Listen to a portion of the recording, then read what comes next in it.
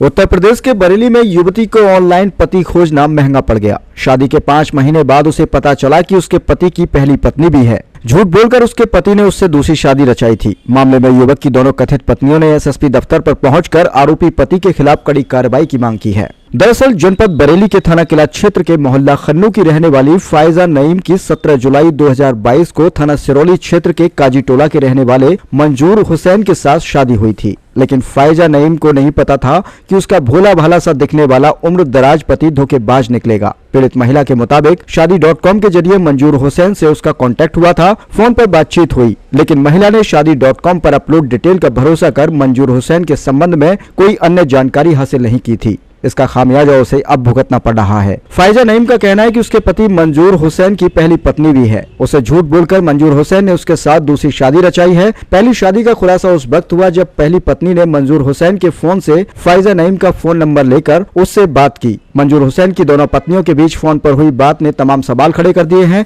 मामला खुला तो मंजूर हुसैन का काला चिट्ठा निकलकर सामने आ गया। पहली पत्नी की जानकारी होने पर फायजा नईम तुरंत दिल्ली छोड़कर बरेली पहुंच गई और धोखेबाज पति के खिलाफ कार्रवाई की मांग करते हुए और पहली पत्नी को साथ लेकर एसएसपी दफ्तर पहुंची। हालांकि इस मामले में एसएसपी से कार्रवाई का कोई आश्वासन न मिलने पर कथित दोनों पत्नियां थाना सिरौली शिकायत दर्ज कराने के लिए पहुंची। फायजा नईम के अनुसार वह कैंसर की मरीज है और जीवन में कभी भी मां नहीं बन सकती। पिछले साल उसने कैंसर का राममूर्ति हॉस्पिटल में ऑपरेशन कराया था, जिसके बाद उसने मंजूर हुसैन के साथ शादी की थी। फायजा नईम ने अपनी शादी की वीडियो और निकाहनामा दिखाकर मामले में धोखेबाज पति से तलाक की मांग करते हुए शादी में हुए खर्च का एक साथ भुगतान करने की मांग की है और अब वह धोखेबाज पति के साथ भी नहीं रहना चाहती हैं। फायजा नईम ने बताया कि मंजूर हुसैन ने पहली पत्नी को अपने घर पर न रखकर किराए के मकान में बरेली में रखा हुआ था। दोनों में से किसी को भी मंजूर हुसैन ने एक दूसरे की शादियों के बारे में उन्हें नहीं बताया। सिरौली से नापतोल न्यूज के लिए रामू कठेरिया की खास रिपोर्ट।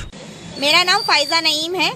कहाँ की रहने वाली है? बरेली। क्या मामला है, क्या फरियाद? मेरे साथ ये केस हुआ है कि मेरी शादी हुई थी 17 जुलाई को, अभी जो जुलाई गई है, तो इन्होंने मुझसे ये बोला कि मेरी शादी नहीं हुई है और मेरी शादी पहली है, जबकि उनकी पहली बीवी भी निकली है, पहली बीवी से बच्चे भी निकल आए और मुझसे ये कहकर शादी करी गई थी कि मेरा शादी नहीं हुई है। नाम क्या है उनका? मंजूर हुसैन। कहाँ के रहने वाले? जिला सिरौली। क्या करते हैं? कुछ नहीं करते, खाली फिरते हैं। किस तरीके से शादी की थी आपने? शादी.com के थ्रू रिश्ता हुआ था और मैंने कोई छानबीन नहीं करी, मैंने अंधा विश्वास करा क्योंकि मैं कैंसर मरीज हूँ और मेरा यही राममूर्ति में ऑपरेशन हुआ है कैंसर का, तो इसलिए मैंने शादी कर ली क्योंकि मुझे एक सपोर्ट सिस्टम चाहिए था। मेरे से वो 20 साल बड़े हैं और मैंने ये सोचकर शादी कर ली थी कि शायद मुझे सपोर्ट मिल जाएगा, बट मुझे सपोर्ट किया और मुझे अब पूरा दहेज का पैसा वापस चाहिए जितनी शादी में खर्चा हुआ। जानकारी कैसे हुई इस मामले की? उनकी वाइफ ने मुझे कॉल किया, उनकी वाइफ मेरे साथ है। उनकी वाइफ ने मुझे कॉल करके बताया कि हाँ, इनसे मेरी पहली शादी हो चुकी है, तो मुझे ये बात पता चली, वरना आज तक मैं अंधेरे में थी। कितने दिन हो गए शादी हुए? 17 जुलाई को हुई थी, आप खुद अंदाजा लगा सकते हैं। आज आप साहब से मिलिए, क्या आश्वासन मिला है? अभी मैं जा रही हूँ, अंदर मिलने जा रही हूँ मैं, और आज मैं ये बात क्लियर कट बोल रही हूँ, या तो वो रहेगा या मैं रहूँगी। पहली शादी को कितना वक्त हो गया? उनके 2-2.5 साल हुआ हो, आई डोंट नो, मुझे नहीं पता। 2019, हाँ 2019 में। नमस्कार, आप देख रहे हैं नापतोल न्यूज और मैं हूं आपके साथ राम कोडेरिया। इस वक्त हम मौजूद है उत्तर प्रदेश के बरेली जनपद के नगर सिरौली में और आज हमारे साथ यहां पर बरेली से महिला आई हैं, उनसे बातचीत करते हैं क्या है पूरा मामला। बने रही मेरे। क्या नाम है आपका? मेरा नाम रुशी है। मैं मंजूर सैफी की पहली वाइफ हूँ। उसने मुझे निकाह करा लेकिन कभी मायके मतलब ससुराल लेकर नहीं आया, रेंट पे रखा हुआ है अब तक, वहाँ खर्चा पानी देता है। फिर मुझसे कहता है मेरा कोई काम है अटका हुआ, वो हो जाएगा, मैं तुम्हें घर ले जाऊँगा।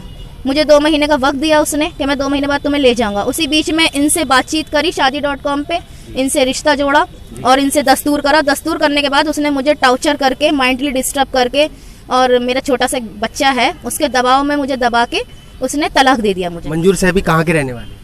सिरौली मोहल्ला प्यास। तो आप थाने में इस वक्त पहुंची थी, थाने से क्या आश्वासन मिला? थाने में पहुंचे, हमने कहा कि हमें अपनी सिक्योरिटी चाहिए, कल को हमारे साथ कुछ बात होती है तो उसके जिम्मेदार आप लोग होंगे। हमने एप्लीकेशन दी लेकिन उन्होंने हमारा साथ नहीं दिया। उन्होंने कहा यहीं बैठकर बात करिए, हम अपनी सिक्योरिटी नहीं देंगे। हाँ, अगर आपको इंसाफ नहीं मिलता तो आप क्या करेंगे? हम केस करेंगे आगे जाके, ताकि हमारा जो भी इंसाफ है, मुआवजा है, वो हमें मिले।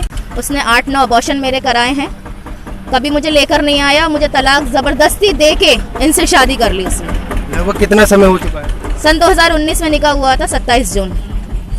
हाँ। आपको कैसे पता चला कि वो मंजूर सैफी सिरौली के रहने वाले हैं?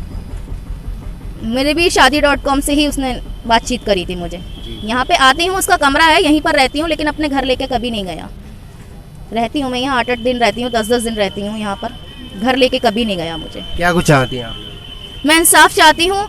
और अब तलाक के बाद ही वो मेरे घर पर आता है, जो किराए का मकान है, रात को रुकता है, ज़बरदस्ती करता है, वहाँ बैठ के शराब पीता है। मेरा बच्चा बहुत डरता है उससे, मारपीट करता है मेरे साथ। और वरना कहता है कि जब तक सही चल रही है, अगर कुछ करेगी मेरे साथ तो ना तू बचेगी ना तेरा बच्चा बचेगा। मुझे धमकी देता है, इसलिए मुझे अपनी जान का भी खतरा है।